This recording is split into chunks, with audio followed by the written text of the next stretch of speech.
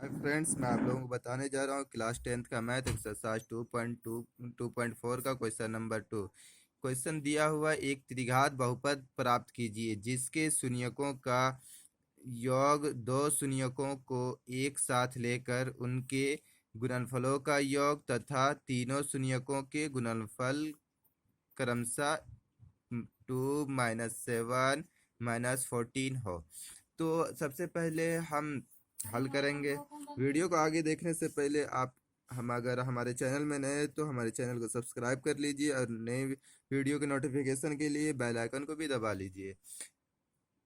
सबसे पहले हमारा यहाँ पर मान लेते हैं, हल करते हैं। तो पी एक्स क्या होता है?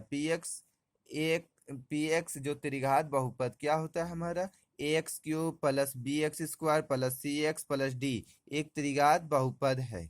मान लेते हैं हम इसको, जो त्रिघात बहुपद होता है उसको हम मान लिए। और अल्फा बीटा गामा बहुपद के शून्यक है। यही होता है जो इसका थ्योरी होता है, यही है कि इस त्रिघात बहुपद का फॉर्मूला ये है और शून्यक ये होता है, अल्फा बीटा और गामा होता है। तो चलते हम हल करने की तरफ। यहाँ पर क्वेश्चन को सबसे पहले समझते हैं क्या है। जिसके शून्यकों का योग, सबसे पहले शून्यक का योग क्या होता है? चलिए, दिया हुआ है, क्या दिया हुआ है हमारा? दिया हुआ क्या है? शून्यकों का योग। क्वेश्चन में पहले क्या है? शून्यकों का योग। तो शून्यक क्या है हमारा? शून्यक alpha plus beta plus gamma, मतलब योग के मतलब जोड़ होता है, योग के मतलब जोड़ होता है। तो alpha plus beta plus gamma, शून्यकों का योग कितना है? शून्यकों का योग हम योग कर दिए, शून्यक का योग कर दिए, तीनों को जोड़ दिए। कितना दिया हुआ है? पहला ये हमारा शुरू का है ना, शून्यकों का योग, तो शुरू वाला हो जाएगा हमारा 2 हो जाएगा। 2 ले लेते हैं हम। अब इसको हम कैसे? Alpha plus beta plus gamma is equal to 2 हो गया, यही हो गया। अब हम करते हैं कि alpha plus beta plus gamma बराबर क्या होता है? माइनस B/A होता है। Alpha plus beta plus gamma बराबर क्या होता है? हम जानते हैं, क्या जानते हैं? Alpha plus beta plus gamma बराबर -B/A होता है। अब हम अब दूसरा लिख देते हैं, दो शून्यकों को एक साथ लेकर उनके गुणनफलों का योग। तो दो शून्यक एक साथ लेंगे, हम कैसे लेंगे? अल्फा बीटा एक साथ हो गया, गुणनफल भी है, ये साथ में गुणनफल भी है, और योग बोल रहा है तो योग कर देंगे दो शून्यकों, फिर beta gamma plus gamma alpha, यही है। दो शून्य को एक साथ लिए, गुणनफल भी है, एक साथ में गुणनफल भी है, अल्फा इंटू बीटा है, और योग भी है, plus plus alpha into gamma plus sorry beta into gamma plus gamma into alpha. ये हो गया हमारा। दूसरा क्या है? -7। तो -7 ले लिए हम। यहाँ पर -7 है, दूसरा में -7 ले लिए। तीसरा क्या बोल रहा है? तथा तीनों शून्यकों के गुणनफल। तो तीनों शून्य क्या है? अल्फा बीटा और गामा। गुणनफल बोल रहा है तो गुना में लिखेंगे हम, alpha into beta into gamma is equal to -14। तो हम क्या जानते हैं? चलिए हम जानते हैं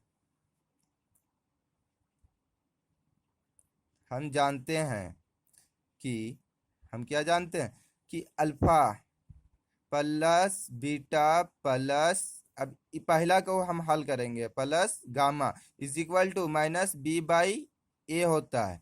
तो इसका जो दिया हुआ है हमारा alpha plus beta plus gamma, क्या दिया हुआ है हमारा? कितना दिया हुआ है? 2 दिया हुआ है। हम वैल्यू रख देंगे इन तीनों में से, कि इन तीनों का वैल्यू कितना दिया हुआ है? 2 है, 2 रख दिए, इज इक्वल टू क्या हो गया हमारा? -B/A। अब हम नीचे पे 1 मान लेते हैं, कोई फर्क नहीं पड़ेगा, इसमें कोई फर्क नहीं पड़ेगा, तो इसलिए मान लिए हम 1 मान लिए। अब ऊपर वाला के लिए का वैल्यू हो जाएगा, नीचे वाला के लिए नीचे का वैल्यू हो जाएगा। तो b इज इक्वल टू क्या हो जाएगा? b is equal to minus, इधर -B है, तो b की जगह पे जो वैल्यू है 2 है, तो हम 2 में माइनस कर देंगे, माइनस उठा के इधर कर दिए हम, 2 हो गया। अब a का वैल्यू कितना हो जाएगा? a का value a is equal to, नीचे वाला के लिए नीचे वाला वन हो जाएगा। अब क्या है दूसरा, alpha beta plus beta gamma plus gamma alpha. अब दूसरा लेते हैं हम, alpha beta plus, sorry sorry, plus plus beta gamma plus gamma alpha is equal to, क्या होता है फॉर्मूला, सी बाई ए। तो सी बाई ए हम ले लिए। अब इन तीनों में का वैल्यू, इन इसका वैल्यू कितना कितना दिया हुआ है, -7। तो हम -7 रख देंगे, -7 पूरा में से रख दिए, ये पूरा में से रख दिए, इज इक्वल टू क्या है, सी बाई ए है। तो अब ऊपर वाला के लिए ऊपर का वैल्यू हो जाएगा, तो सी इज इक्वल टू कितना हो जाएगा, -7 है, -7 ले लिए हम। अब ए का वैल्यू हम पहले ही ले चुके हैं, तो ए का वैल्यू नहीं लेंगे। अब तीसरा क्या है, गुणनफल है। तीसरा क्या है, गुणनफल है, alpha into beta into gamma is equal to -d/a, यही होता है। अब तीनों का वैल्यू हम रख देंगे, तीनों का वैल्यू हम रख देंगे। तो इन तीनों का वैल्यू -14 है, -14 हम रख दिए, -14 रख दिए, इज इक्वल टू -d/a। अब या इसमें भी माइनस से, बराबर के दोनों साइड माइनस है तो कट जाता है, माइनस कट जाएगा, इज इक्वल टू कितना हो जाएगा, डी का वैल्यू ऊपर वाला के लिए ऊपर वाला हो जाएगा, डी इज इक्वल टू 14 हो जाएगा। ए का वैल्यू हम पहले ले चुके हैं, इसमें ले चुके हैं का वैल्यू, इसीलिए नहीं लेंगे। अब क्या हो जाएगा हमारा, तुलना करने पर हम क्या पाए, तुलना किए ना, तो हम क्या पाए, तुलना करने पर हम क्या पाते हैं, तुलना करने पर हम क्या पाते हैं, A is equal to 1, B is equal to -2, C is equal to -7, C is equal to -7 और D is equal to 14, D is equal to 14, यही पाते हैं हम। अब हम आगे करते हैं। अब अतः त्रिघात बहुपद क्या होता है, अतः त्रिघात बहुपद क्या होता है हमारा, ए पी एक्स त्रिघात बहुपद क्या होता है, ax³ plus bx² plus cx plus d, यही होता है। अब ए के जगह पे हम ए का वैल्यू रख देंगे, बी की जगह पे बी का वैल्यू रख देंगे और सी की जगह पे सी का वैल्यू रख देंगे और डी की जगह पे डी का वैल्यू रख देंगे। तो इससे हमें त्रिघात बहुपद ज्ञात हो जाएगा। क्वेश्चन में कह रहा था, तो अर्थात क्वेश्चन में क्या कह रहा था कि एक त्रिघात बहुपद प्राप्त कीजिए, तो इससे त्रिघात बहुपद प्राप्त हो जाएगा हमारा, ए का वैल्यू और बी का वैल्यू और सी का वैल्यू और डी का वैल्यू मालूम हो गया। तो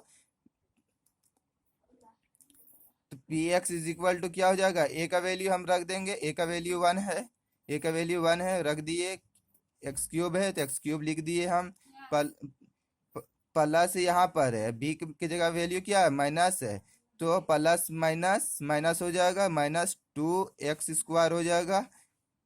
सी की जगह पे प्लस है, यहाँ पे सी, यहाँ पर सी की जगह प्लस है, यहाँ पर सी की जगह पे माइनस है, तो माइनस प्लस माइनस हो जाएगा, -7x हो जाएगा, प्लस यहाँ पर प्लस है और डी की जगह पे क्या है, प्लस है, तो प्लस प्लस प्लस हो जाएगा, 14 हो जाएगा।